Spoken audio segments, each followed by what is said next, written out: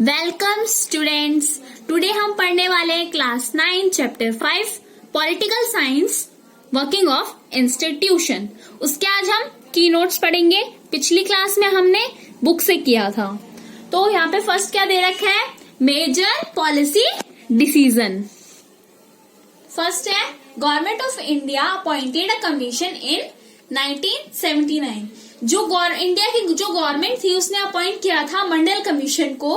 कब किया था? 1979 में किया था। हेडेड बाय बीपी मंडल। ये किसके द्वारा लेड हुई थी? बीपी मंडल के द्वारा।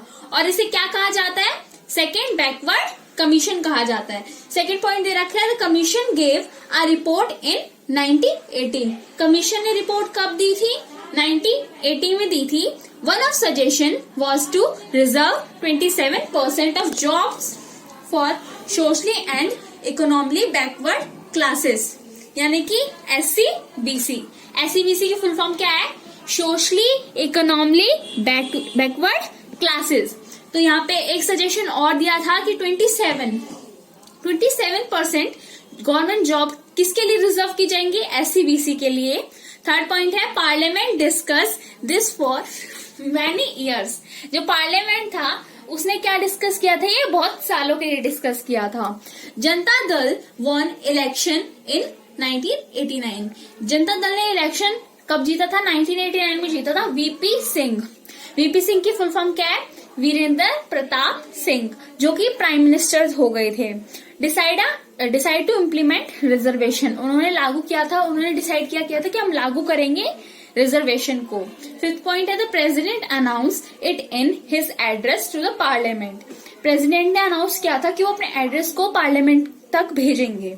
On 6 August 1990, the cabinet decided to implement the prime minister announced in both of the parliament. 6 अगस्त 1990 को क्या हुआ था? जो कैबिनेट ने डिसाइड किया था कि वो लागू करेंगे। उन्होंने डिसाइड किया था कि जो भी डिसीजन थे वो लागू करेंगे, और प्राइम मिनिस्टर ने अनाउंस किया था कि वो दोनों हाउसेज में, पार्लियामेंट के दोनों हाउसेज में करेंगे। तो नेक्स्ट पॉइंट है हमारा, the senior officers drafted an order. जो सीनियर ऑफिसर उन्होंने ड्राफ्ट किया था ऑर्डर को, साइन बाय एन ऑफिसर, जो ऑफिसर ने साइन किया था। And it become the memorandum issued. जो मेमोरेंडम था वो इशू हो गया था। कब हुआ था? 13 अगस्त 1990। There was a heated debate on the issues and it was finally taken to the Supreme Court. ये हेटेड हुआ था, डिबेट जो था वो हेटेड हुआ था, किसी को पसंद नहीं आया था ये डिबेट इस इशू पर। And it was finally taken, और ये कब कहाँ पे लिया गया था? ये सुप्रीम कोर्ट में लिया गया था। नेक्स्ट है हमारा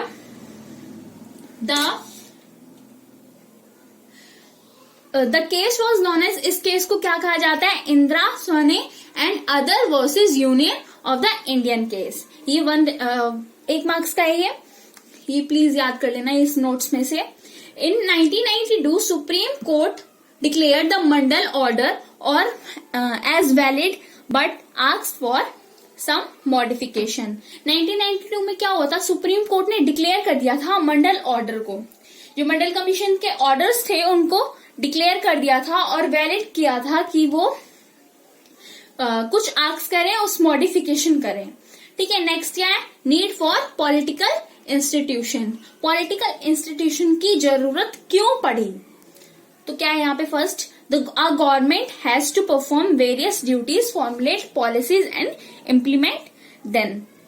जो गवर्नमेंट थी उसने परफॉर्म की थी कई तरीके की ड्यूटीज को, फॉर्मुलेट किया था पॉलिसीज को, और इम्प्लीमेंट किया था यानी कि लागू भी किया था उन चीजों को।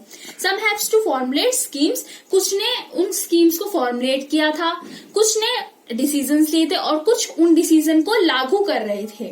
Hence the need for institution to do all the above. इसीलिए हमें हर जगह इंस्टीट्यूशन की जरूरत पड़ती है। ठीक है। The constitution of the country lays down basic rules on power function of each institution. जो कॉन्स्टिट्यूशन था हमारी कंट्री का, उसके जो बेसिक रूल्स थे, उसकी पावर्स पे जो बेसिक रूल्स थे वो गिर रहे थे, और जो फंक्शंस थे इंस्टीट्यूशन के वो भी गिर रहे थे। The institution are legislative parliament, the executive, the government and the judiciary. जो इंस्टीट्यूशन थे लेजिस्लेटिव यानी कि पार्लियामेंट, एग्जीक्यूटिव यानी कि गवर्नमेंट, और जुडिशरी, ठीक है। जुडिशरी यानी कि हाई कोर्ट, कोर्ट की बात की गई है यहाँ पे, ठीक है, जजेस की बात की गई है। तो पार्लियामेंट फर्स्ट है हमारा पार्लियामेंट। पार्लियामेंट क्या होता है? अब यहाँ पे इसके फंक्शंस दे रहे थे कि पार्लियामेंट में क्या होता है, उसके कितने टाइप्स होते हैं, यानी कि कौन कौन सी सभा होती है पार्लियामेंट में। तो यहाँ पे ये दिया गया है। पार्लियामेंट फर्स्ट है हमारा क्या? It is the needed as final authority to make law in the country. इसकी हमें किस लिए जरूरत पड़ती है? ये फाइनल अथॉरिटी है लॉ को बनाने की हमारी कंट्री में, ठीक है। ये लॉ भी बनाता है, ये जो पार्लियामेंट है इसमें ही लॉ बनाए जाते हैं। Second, to exercise control over the working of the government. ये एक्सरसाइज करता है और कंट्रोल करता है। क्या कंट्रोल करता है? जो गवर्नमेंट वर्क करती है उसे पार्लियामेंट कंट्रोल करता है। To control the expenditure of the government and control public money. ये कंट्रोल करता है एक्सपेंडिचर, गवर्नमेंट के एक्सपेंडिचर को, और क्या कंट्रोल करता है? ये पब्लिक की मनी को, मनी मैटर्स पे भी ये वर्क करता है, ठीक है। As the highest forum of the discussion, ये हाईएस्ट फोरम है डिस्कशन का, and debate it decide public issues. और ये क्या करता है? डिबेट भी होते हैं इसमें। किस लिए डिबेट होते हैं? पब्लिक के इश्यूज को, उसको डिसाइड करके, डिसाइड क्या क्या करें पब्लिक के इश्यूज में, वो डिसाइड करते हैं पब्लिक के इश्यूज को। एंड नेशनल पॉलिसीज, और क्या डिसाइड करते हैं? नेशनल पॉलिसीज को डिसाइड करते हैं। सेकेंड पॉइंट हमारा है to houses of the parliament. Parliament की टू हाउसेज होते हैं, पहला लोकसभा, दूसरा Rajya Sabha. The former has elected representative in the house of the people.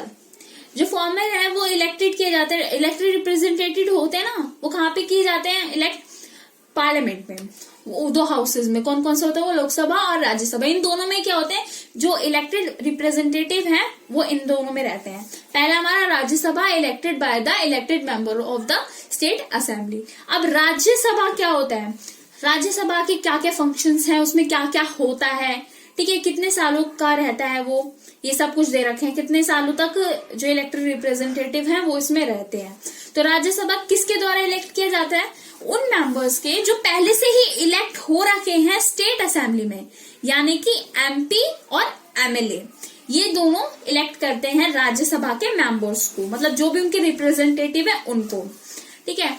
इस कॉल्ड काउंसिल ऑफ स्टेट, और इसे क्या कहा जाता है? Council of state. 1 मार्क का क्वेश्चन इधर से बनेगा। Lok Sabha is more important. जो लोकसभा है वो बहुत ज्यादा इंपॉर्टेंट है किनमें? मनी मैटर्स में, क्योंकि ये कंट्रोल करती है, मनी मैटर्स को कंट्रोल करती है। And control over the executive, और एग्जीक्यूटिव को कंट्रोल करती है। हैज मोर मेंबर्स, और इसमें ज्यादा मेंबर्स होते हैं, ठीक है। अगर किसी को पता हो कि राज्यसभा और लोकसभा में कितने मेंबर्स होते हैं, प्लीज कमेंट कर देना। Rajya Sabha is more important in the money in the matters concerning the state. जो राज्यसभा है वो बहुत ज्यादा इंपॉर्टेंट होता है मैटर को कंसर्न करने में, स्टेट्स के जो मैटर है उनको कंसर्न करने में। Lok Sabha is elected for a period of 5 years। जो लोकसभा है वो किस लिए, कितने ईयर्स के लिए इलेक्ट किए गए होते हैं? 5 years। उनके जो रिप्रेजेंटेटिव है वो 5 years के लिए इलेक्ट किए गए होते हैं। And the Rajya Sabha is the permanent house, और जो राज्यसभा है वो परमानेंट हाउस है with 1/3 members retiring every 2 years। जिसके जो 1/3 मेंबर्स हैं वो 2 साल के बाद अपने आप ही रिटायर हो जाते हैं। The term of each member is for 6 years। जो टर्म होता है सारे मेंबर्स का वो कितने ईयर्स का होता है? 6 years का होता है, ठीक है। अब नेक्स्ट है हमारा पॉलिटिकल एग्जीक्यूटिव। पॉलिटिकल एग्जीक्यूटिव क्या होता है? देखो, एग्जीक्यूटिव के ना 2 कैटेगरी होती हैं। पहला होता है पॉलिटिकल एग्जीक्यूटिव और दूसरा होता है परमानेंट एग्जीक्यूटिव। तो पहला जो पॉलिटिकल एग्जीक्यूटिव है उसमें कौन कौन आता है पहले हम ये देखेंगे।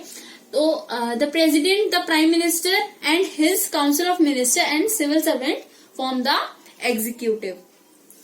ये एग्जीक्यूटिव बनाते हैं, ठीक है। The political executive consist of political leader elected by the people.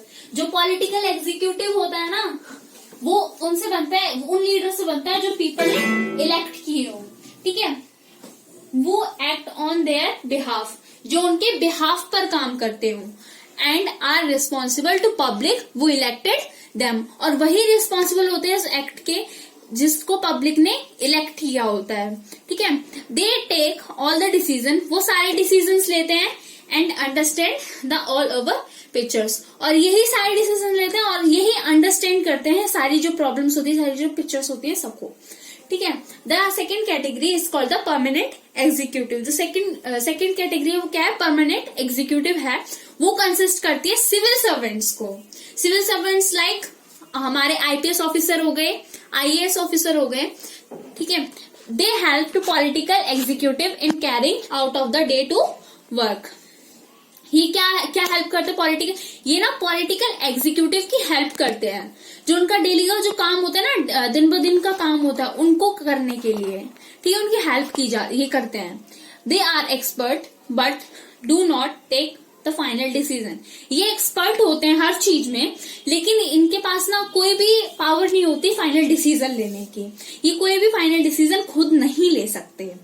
Prime minister has 3 kind of minister. जो प्राइम मिनिस्टर होता है उसके पास 3 काइंड ऑफ मिनिस्टर होता है। पहला है हमारा कैबिनेट मिनिस्टर, दूसरा हमारा मिनिस्टर ऑफ स्टेट, और तीसरा हमारा डिप्यूटी मिनिस्टर।